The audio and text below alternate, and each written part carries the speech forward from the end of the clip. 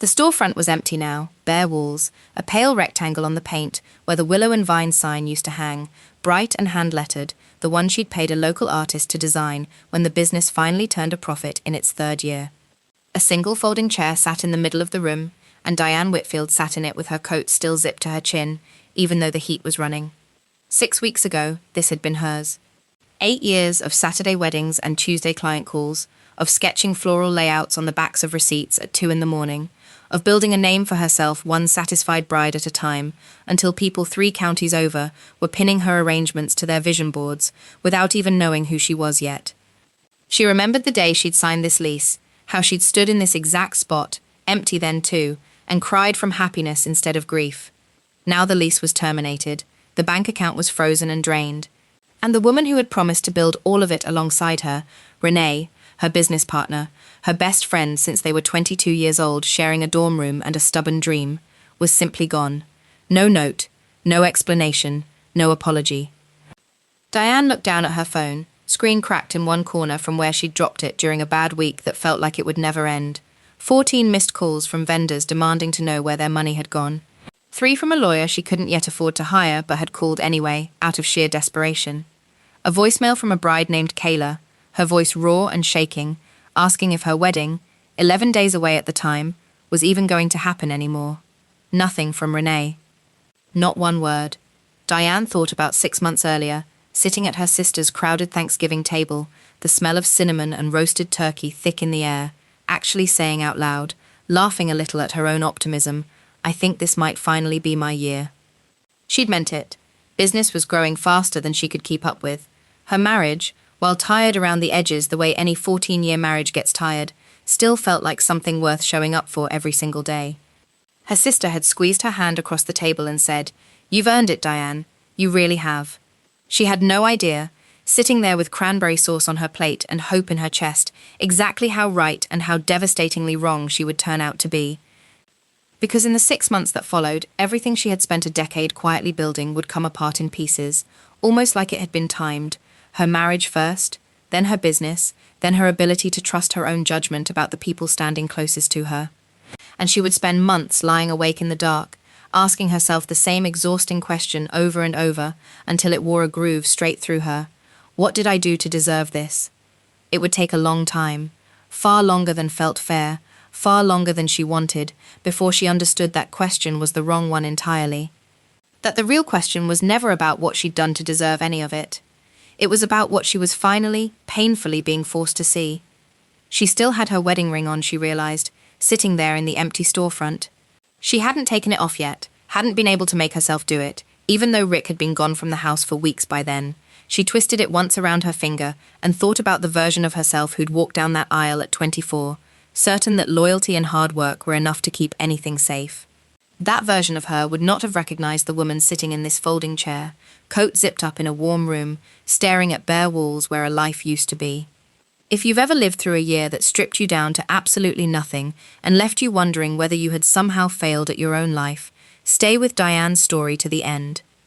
And before we go any further, take a second to like this video and subscribe, because what happens to her over the next year is going to completely change the way you look at your own hardest chapter.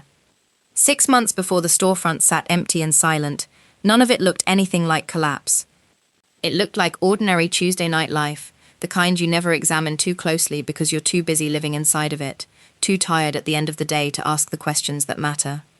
Rick had been quieter than usual that fall, staying later at the office than his job title really required, checking his phone at the dinner table and flipping it face down the instant Diane so much as glanced over, a small reflex he seemed to perform without even noticing himself doing it anymore. She told herself it was stress. Commercial real estate had been brutal that year. Everyone in his office said so, and she made his favorite dinner on the nights he came home, tense and quiet, telling herself that was enough, that showing up with a warm plate of food counted as holding a marriage together. "Rough day?" she'd ask. "You have no idea," he'd say, and leave it there, and she'd let him, because pushing had never been her instinct. Not with Rick, not with anyone she loved. One night in October, she'd tried harder than usual, setting down her fork and actually looking at him across the table. "You've felt far away for weeks, Rick. I want to help, if there's something going on." He'd rubbed his eyes, and for a second, She thought he might actually say something real. "It's just work," he said finally. "Numbers I have to make add up that aren't adding up right now." "It's nothing you need to worry about." "I'm your wife," she said. "I'd rather worry with you than not know at all."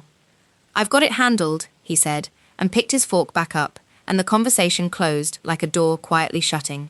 She let it close. She always let it close, telling herself she was respecting his space, when really she was avoiding the discomfort of pushing past a door someone she loved didn't want opened. Renee had changed too that fall, though it took Diane longer to notice, because Renee had always run a little hot and scattered during peak wedding season anyway. Still, this felt different in a way Diane couldn't quite name at the time. Renee started avoiding conversations about vendor invoices altogether, giving vague, clipped answers about cash flow issues, and "let's talk next week. I promise, I just need to sort something out first." Once, Diane walked into their shared office unannounced, coffee in hand, and found Renee hunched over her desk on the phone, voice pitched low and tight, in a way Diane had never heard from her before. Renee hung up fast, too fast, fumbling the phone slightly, the second she noticed Diane standing in the doorway. "Everything okay?" Diane asked, setting her bag down on her own desk across the room. "Fine," Renee said, a beat too quickly, eyes sliding somewhere just past Diane's face instead of meeting them. "Just a vendor thing. You know how Marcus over at the rental company gets about late payments?" Diane didn't push. She never pushed, not really, not even when something in her gut whispered that she should.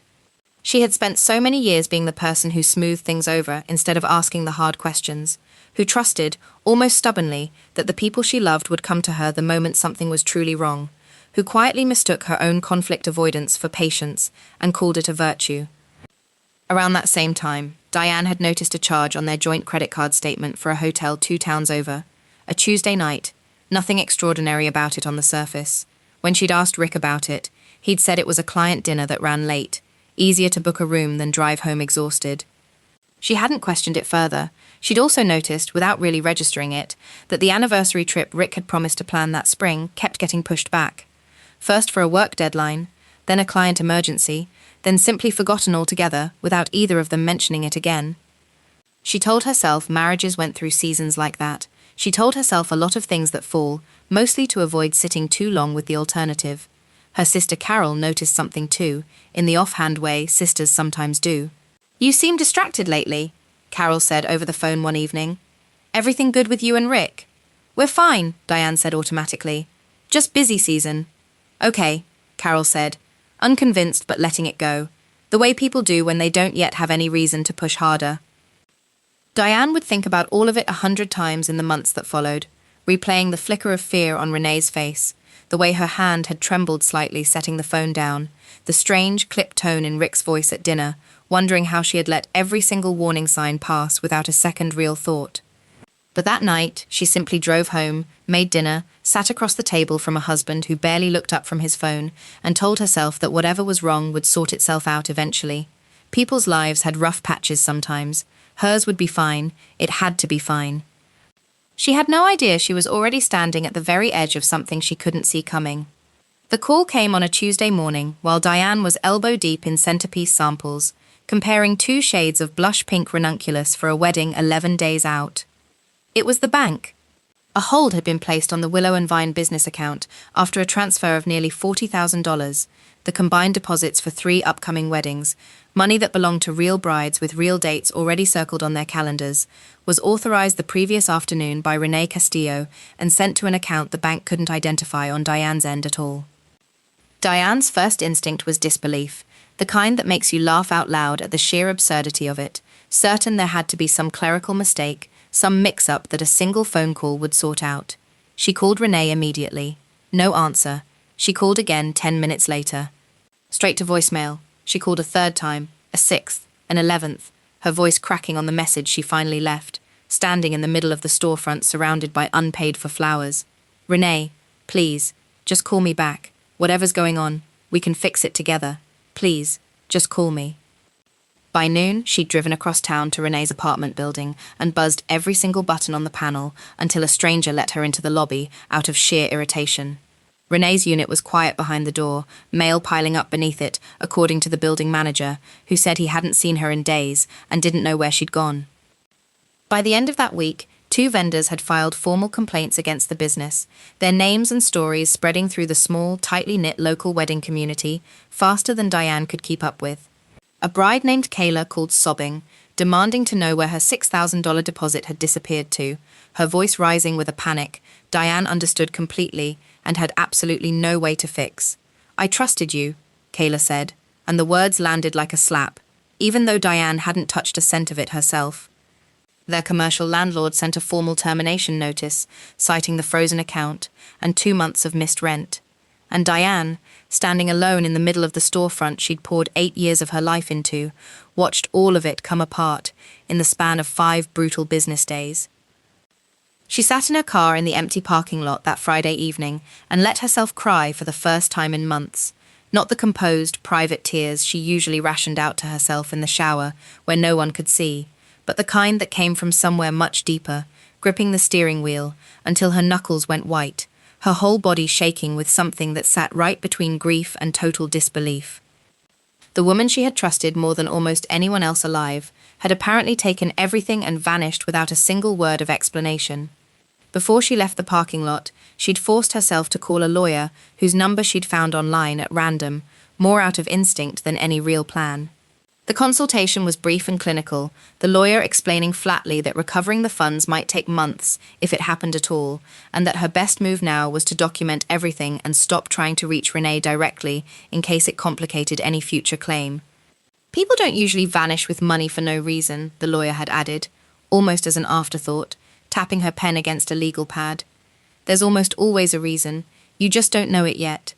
Diane had nodded along, without really absorbing the words, too raw to consider that the lawyer might be right, in a way none of them could have predicted yet. Later that same week, a vendor named Doug from the rental company showed up at the empty storefront in person, arms crossed, demanding to know when he'd see the $4,000 still owed to him.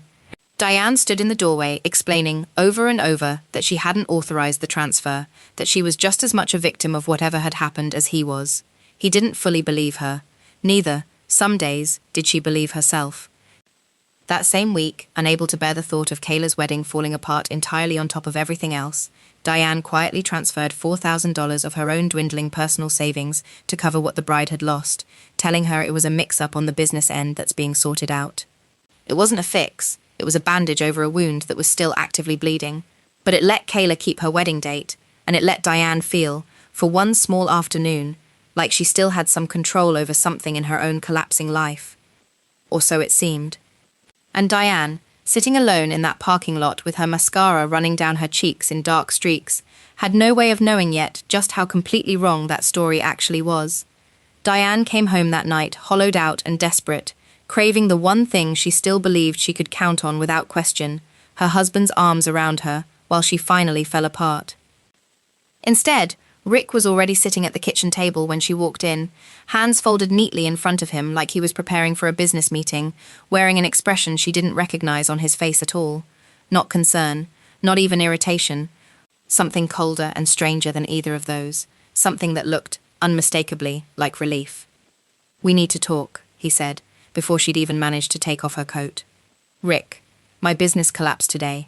Renee took everything and disappeared. I genuinely do not have it in me for whatever this is tonight."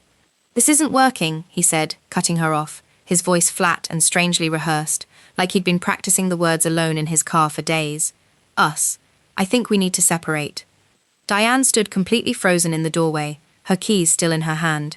"You're telling me this tonight. You're telling me this tonight." "Of every single night you could have picked, Rick. It's not about timing," he said, still not quite meeting her eyes, staring instead at some fixed point on the table between them.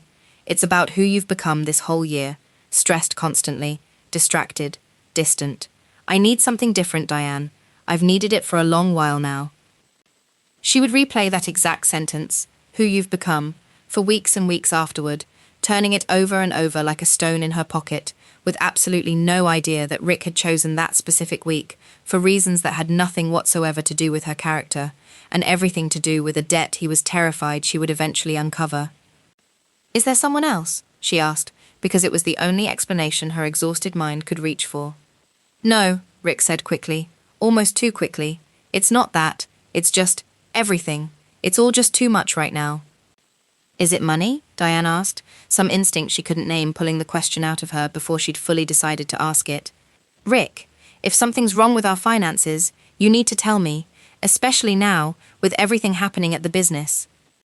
For just a moment, something flickered across his face. Fast, almost imperceptible, gone before she could be sure she'd even seen it. It's not about money, he said. Too fast, too flat. Don't make this about money. She would remember that exchange later, with a kind of sick clarity she didn't have access to yet that night. In the moment, exhausted and grieving a business that had collapsed hours earlier, she let it go, the same way she'd let so many small warnings go all year long. He moved out 3 days later, taking 2 suitcases and a box of things from the garage, leaving behind a house that suddenly felt enormous and unbearably silent around her. Diane stood alone in the front hallway that first night, staring at the empty space by the door where his shoes always sat, and thought, I did everything right. I worked hard. I stayed loyal for 14 years. I never asked for anything unreasonable, so why is my entire life falling apart in the same 11 days? She had no answer. Only the sinking, achingly familiar feeling that somehow, somewhere, all of it had to be her own fault. Because if it wasn't her fault, then it meant the world could simply reach in and take everything from a person who had done absolutely nothing to deserve it, and that felt, somehow, even more unbearable than blaming herself. She called her sister that night, finally, and cried into the phone until she had no voice left. Carol didn't say much. She just stayed on the line, listening, until Diane finally fell asleep, sitting up on the couch, with the phone still warm against her ear. Lena texted a few days later a simple message that just said, Thinking about you, Aunt Diane. Call me whenever you're ready. Diane read it 3 times and didn't answer. Not because she didn't love her niece, but because she couldn't yet find the words to explain what was happening to her own life without falling apart completely. She set the phone face down on the counter and told herself she'd call back tomorrow. Tomorrow became a week. The week became a month. The weeks that followed blurred into one long, grey, indistinguishable stretch of time that Diane would later struggle to remember in any real detail at all. She stopped answering calls from friends who wanted to check in because she couldn't stand the careful, pitying tone that crept into people's voices whenever they spoke to her now, like she was something fragile that might shatter completely if handled the wrong way. She stopped going to her sister's Sunday dinners entirely, inventing excuses about work she no longer even had. She skipped her niece Lena's housewarming party for a new apartment, telling herself she had a headache, when really she simply couldn't stand to watch someone else's life moving forward while hers stood completely still. She scrolled past Lena's social media late at night anyway, a new job with a title that sounded impressive, a bright new apartment full of plants and sunlight, a life visibly, effortlessly gliding forward, and felt something ugly and unfamiliar rise up in her chest. Not quite envy exactly. More like grief for a version of her own life she had genuinely foolishly believed she was building right up until the moment it collapsed. She was embarrassed every single time a new vendor complaint surfaced online with her name still attached, even though she hadn't authorized the transfer that caused any of it. She was angry at Renee in a way that felt completely bottomless, a fury with no clear edges to it, because at least anger gave her something solid to hold on to that wasn't just formless despair. She was exhausted from explaining, again and again, to well-meaning acquaintances at the grocery store what had happened to the business everyone in town used to ask her about, with real, genuine admiration in their voices. Some nights she lay flat on her back in the dark, doing math in her head on what little savings remained after the divorce lawyer's retainer and the business debts, watching the numbers shrink smaller and smaller in her mind until fear kept her staring at the ceiling until 3 a.m, heart pounding for no reason she could point to. On one of those sleepless nights, she got up and sat on the edge of the bathtub with the lights off, just to be somewhere that wasn't the bed she used to share with someone. She thought about calling her mother, who had passed 6 years earlier, just to hear what she might have said. Her mother had always been the practical one, the one who used to tell her, half joking, Diane, you'd give away your last dollar and call it kindness instead of a problem. She'd laughed about it back then. Sitting on the cold edge of the tub at 3 a.m, it didn't feel like a joke anymore. It felt like the truest thing anyone had ever said about her. One evening, taking the trash out in sweatpants she hadn't bothered changing out of in 2 full days, she ran into her elderly neighbor, Corinne Ashby, a retired librarian who lived 2 doors down and always seemed to be outside tending to something in her garden, rain or shine, snow or sun.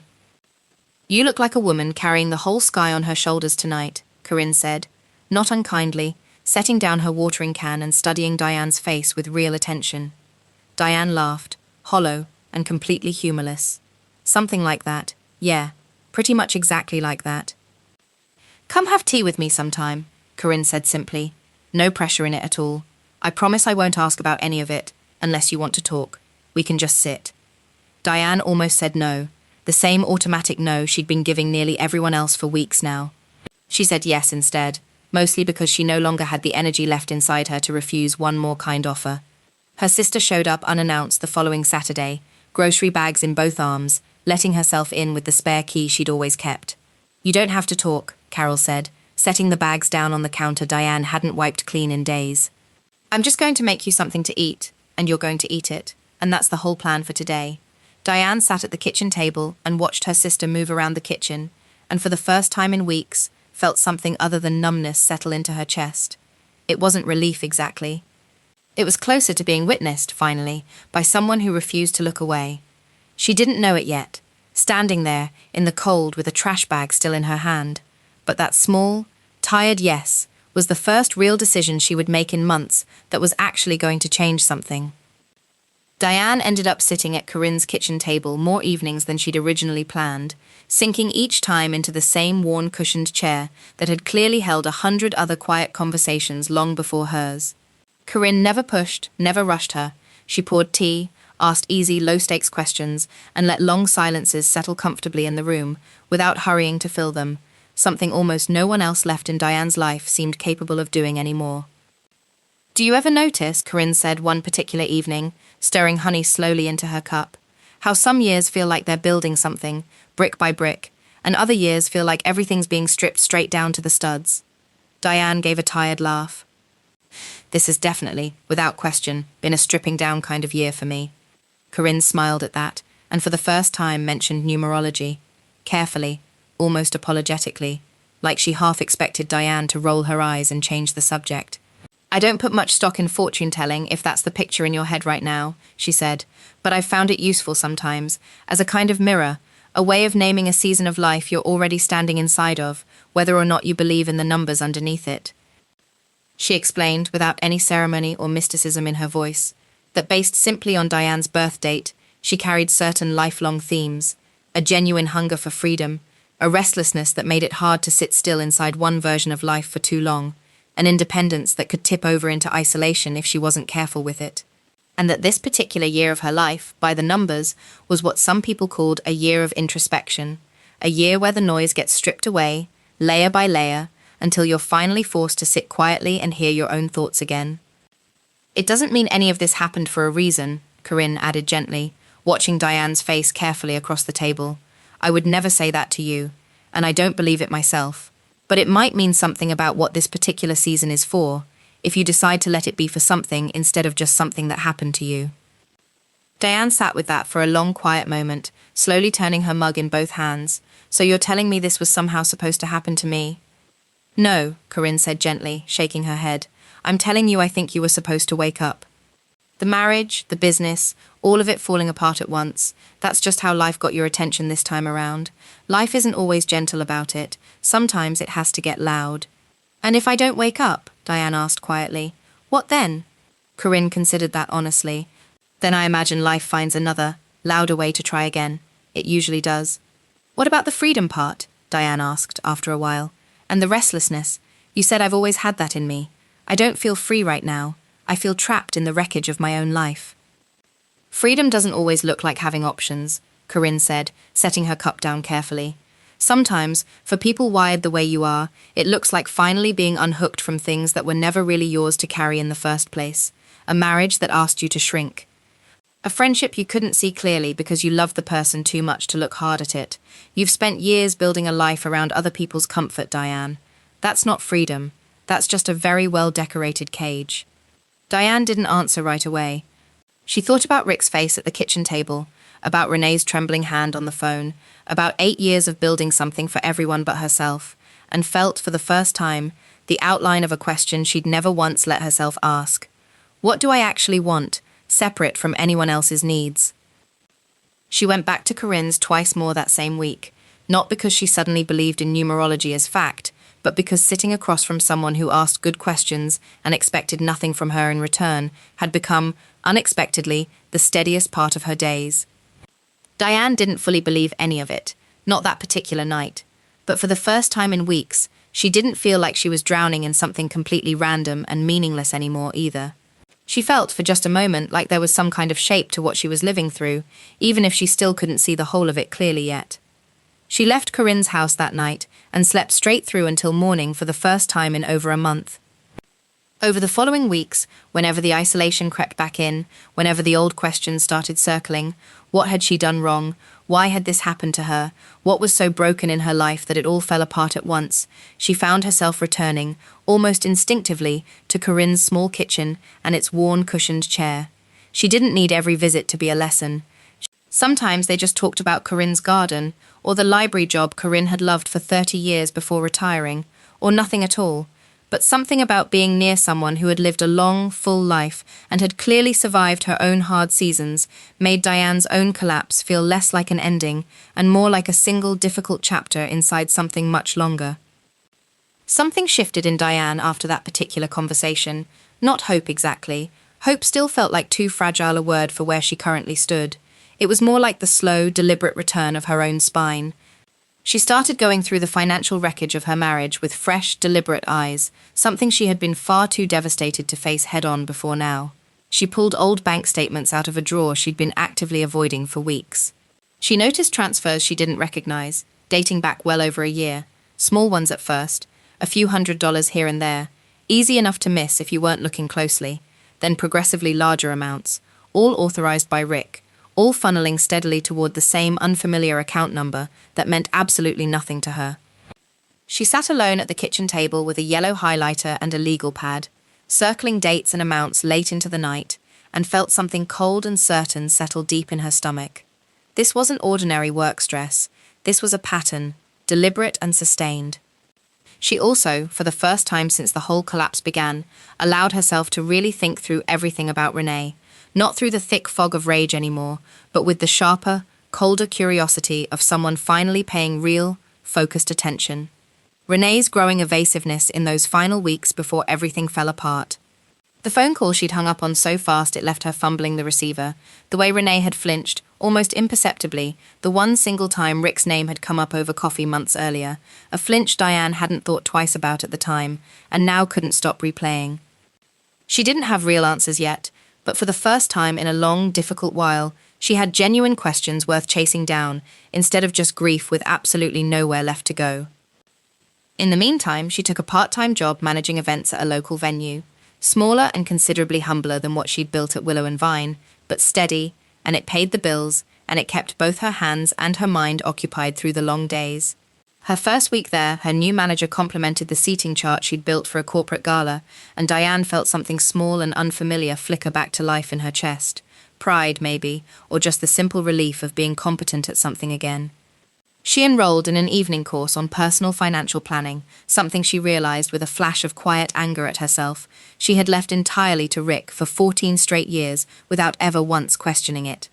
The instructor, a no-nonsense woman named Patricia, who taught the class out of a community center basement, spent an entire session on what she called financial blind spots, the accounts people never check, the passwords they never change, the assumption that a partner's competence in one area means honesty in every area.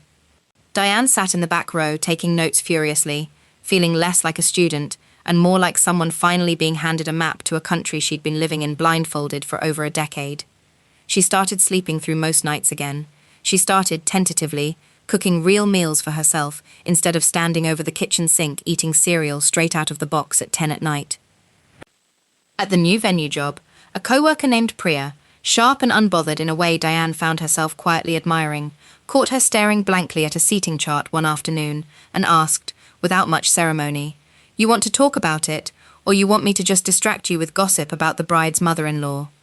Diane laughed, a real laugh, for what felt like the first time in months, and chose the gossip. It was the first afternoon since the collapse that had felt almost, briefly, normal. One night, going back through the highlighted bank statements again, she found a single transfer that stopped her cold.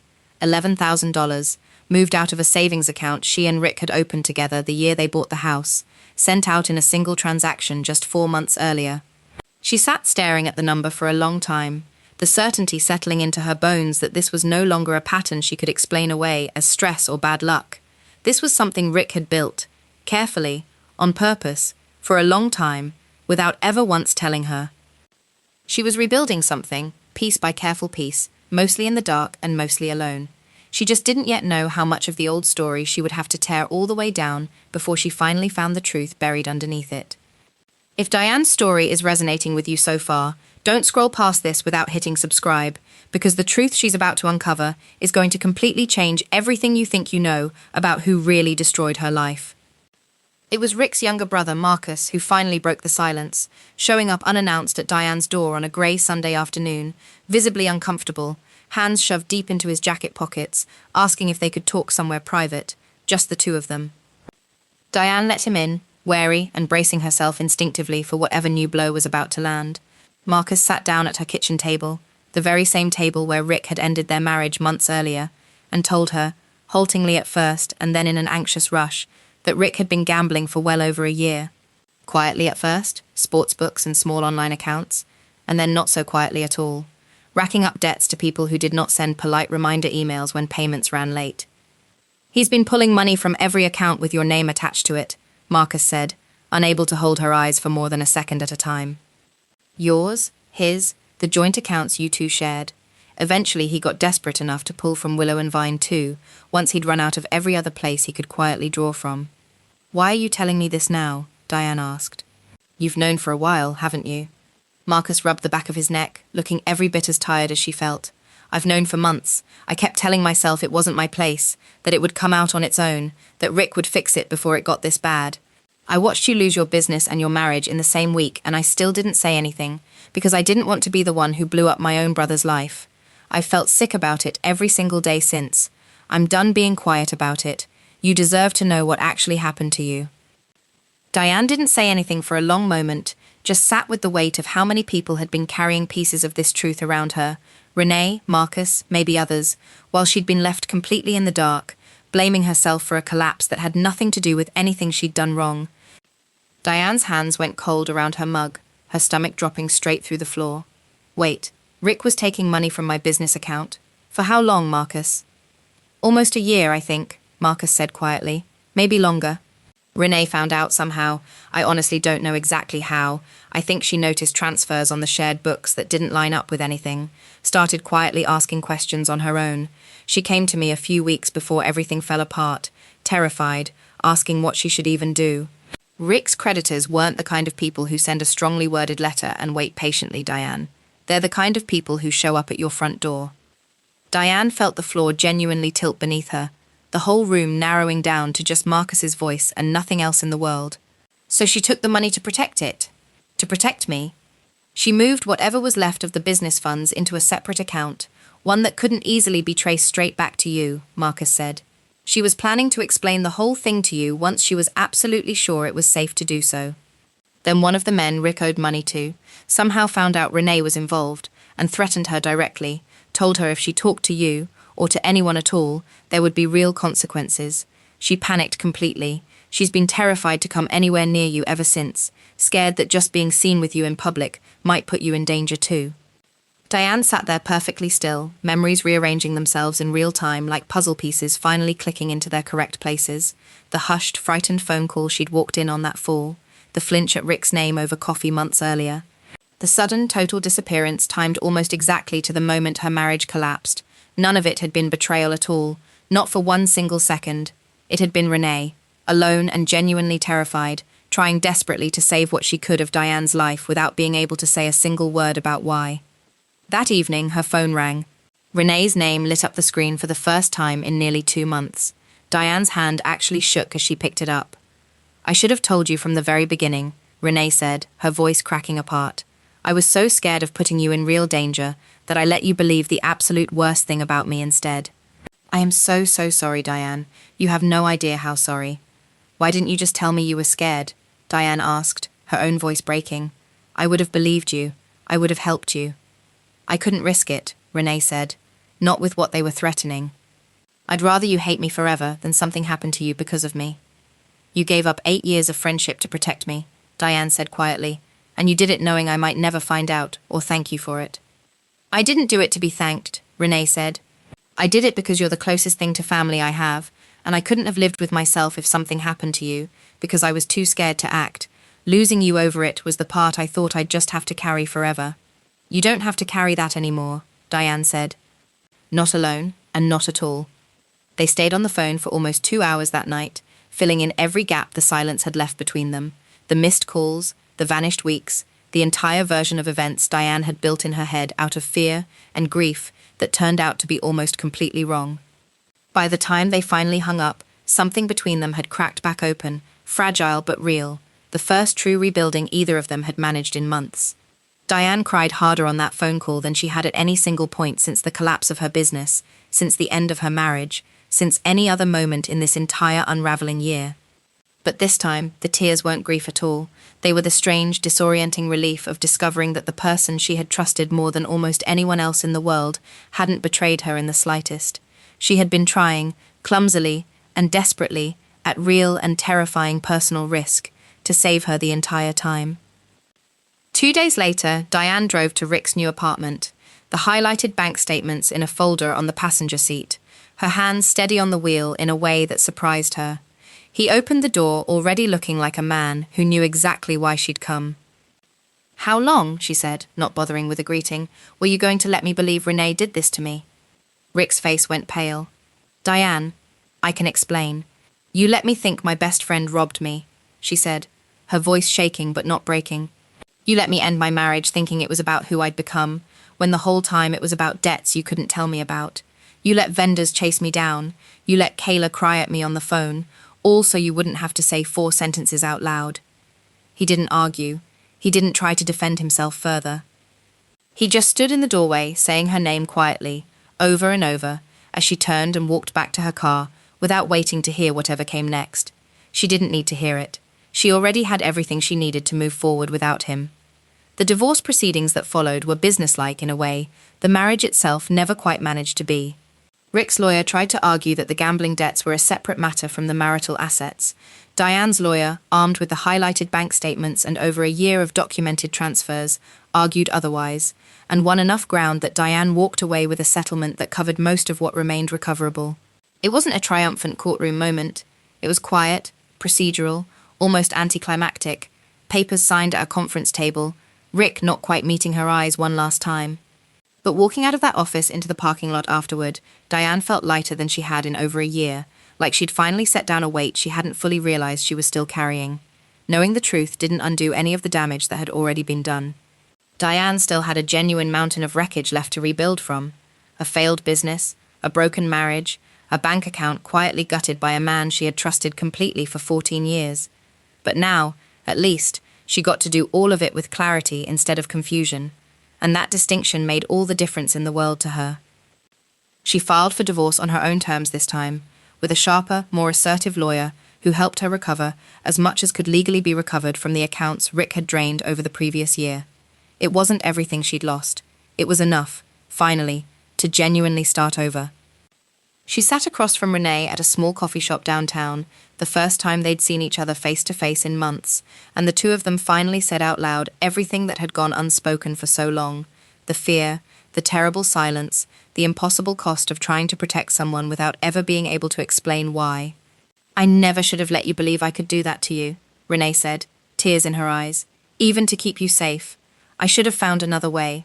Diane reached across the table and took her hand. "You did what you thought you had to do. I understand that now, and I don't need you to carry the guilt of it forever." Renee wiped her eyes and managed a small, watery laugh. "I forgot how good you are at letting people off the hook, even when they don't ask you to." "Old habit," Diane said. "I'm working on being more selective about it these days." Together, slowly and quietly, the two of them began reclaiming what remained of the business's reputation, one honest phone call at a time, reaching out to old clients who remembered Diane's integrity even after everything that had happened to her name. She relaunched under her own name this time, not Willow and Vine, but Whitfield Events, smaller and considerably sharper than what she'd run before, built entirely on referrals from people who genuinely trusted her, and on a financial foundation she finally, actually understood how to protect for herself. Her very first client under the new name was Kayla, the same bride who had once sobbed at her over the phone, who came back specifically to say she believed Diane hadn't been the one who wronged her, and asked her to style her rescheduled wedding after all. She learned, for the very first time in her entire adult life, how to genuinely read a balance sheet without her stomach dropping through the floor. She learned to say no to people who wanted her time and her energy without ever once stopping to ask what it actually cost her to keep giving it away for free. She spent evenings completely alone that used to terrify her into calling anyone at all, just to avoid sitting with the silence, and found, to her own quiet surprise, that she genuinely liked her own company now, that the silence didn't feel empty to her anymore. It felt, for the first time, like it actually belonged to her. She wasn't the same woman she had been exactly 1 year earlier. She was steadier now, quieter in a way that wasn't sad at all, but something much closer to settled, like someone who had finally stopped performing a life for other people's benefit and started building one that genuinely, completely belonged to her alone. By early autumn, Whitfield Events had booked its first full wedding season under the new name, 6 ceremonies on the calendar, and a waitlist starting to form for the following spring. Diane rented a small office space above a bakery downtown, nothing like the storefront she'd lost, but entirely, incomplicatedly hers, the lease signed with only her name on it this time. Renee worked alongside her 3 days a week now, careful and honest with the books, in a way that had nothing left to hide. Some evenings, closing up the office together, they'd catch each other's eye and just laugh. Not because anything was particularly funny, but because they'd made it through to the other side of something that could easily have ended them both. She also, finally, called Lena back, and the two of them spent an entire Sunday afternoon together, Diane apologizing for pulling away during the worst of it, Lena simply saying she understood and that she was proud of her aunt for coming back. It was a small, ordinary afternoon. It felt to Diane like getting a piece of herself back that she hadn't realized she'd lost. She started seeing a therapist that same autumn, something she'd never made time for during the marriage, always telling herself things weren't bad enough to justify it. Her therapist, a calm, direct woman named Dr. Reyes, asked her once, a few sessions in, "What does it feel like now, to spend money on yourself without asking anyone's permission first?" Diane sat with the question longer than she expected to. "Strange," she finally admitted. "Good strange, like I'm allowed to exist without earning it first." Dr. Reyes just nodded, unsurprised, and let the silence hold the weight of it. Her sister Carol came by one evening in late autumn to see the new office space above the bakery, running her hand along the edge of Diane's desk, taking in the framed photo of the two of them at their mother's old kitchen table. "You did this," Carol said, quiet and proud. "All of it. Nobody handed this to you." Diane thought about correcting her, about mentioning Renee's help, the financial planning course, Corinne's tea and patient questions, everyone who had helped carry her here, but she let herself, just this once, simply accept the credit. She had done the hardest part herself, even if she hadn't done it entirely alone. On a cold evening the following January, almost exactly 1 year after the storefront had sat empty and silent, Diane sat once more at Corinne's familiar kitchen table, both hands wrapped tightly around a warm mug of tea. "You know," Corinne said, watching her with the same patient warmth she always carried, "by the numbers, this coming year looks quite different for you. Some call it a year of ambition, authority, things finally moving forward again, instead of constantly being stripped away." Diane smiled, a real one this time, easy, and completely unguarded. "Does that mean I'm about to get rich, Corinne?" Corinne laughed, the sound warm and a little raspy with age. "It means you're finally the kind of woman who's genuinely ready for whatever comes next. That's worth more than any amount of money, if you ask me, and I've lived long enough to mean it." Diane thought back to the woman she had been exactly 1 year earlier, sitting alone in an empty storefront in a coat she couldn't bring herself to take off, absolutely certain her entire life had quietly, permanently ended right there on that folding chair. She thought about everything that year had ultimately cost her, the business she had built with her own 2 hands over 8 years, the marriage she had given 14 years of herself to, the comfortable illusion that safety simply meant never asking hard questions about the people standing closest to her heart. She didn't get her old life back, and somewhere between learning the full truth about Renee and the quiet, unglamorous satisfaction of paying her own bills entirely on her own terms, she had genuinely stopped wanting that old life back at all. What she'd gotten instead was harder to put into simple words and worth infinitely more to her, A woman who no longer needed rescuing by anyone, who no longer mistook other people's approval for actual safety. Who had learned, the hard and completely unforgiving way, that losing everything you spent years building and losing yourself are not, in fact, the same thing at all. That a person can lose almost everything they own and still walk out the other side, more whole than when they went in. She thought too about Corinne's garden 2 doors down, still tended through every season no matter the weather, and how much that patient, unglamorous work had come to mean to her over the past year. Some things simply needed time and steady hands to come back to life. She was learning, finally, to be that kind of patient with herself. Her phone buzzed on the drive home, a text from Kayla, the bride who had once sobbed at her over the phone in the darkest week of the collapse, now sending pictures from her 1-year anniversary dinner and asking if Diane had any openings left for her sister's wedding next fall. Diane smiled at the red light, typed back a quick yes, and felt something settle fully into place inside her chest, some final piece of the wreckage finally accounted for and put away. Maybe, Diane thought, driving home that night with the windows cracked and the cold January air on her face, the hardest chapter of her entire life hadn't been punishment after all. Maybe it had simply been preparation, for a version of herself she never would have found any other way, no matter how hard she'd tried. If this story moved you even a little, make sure to like this video and subscribe for more stories just like Diane's. And tell us in the comments below, has there ever been a year in your own life that felt like it was tearing you completely apart, but turned out, in the end, to be exactly what finally woke you up?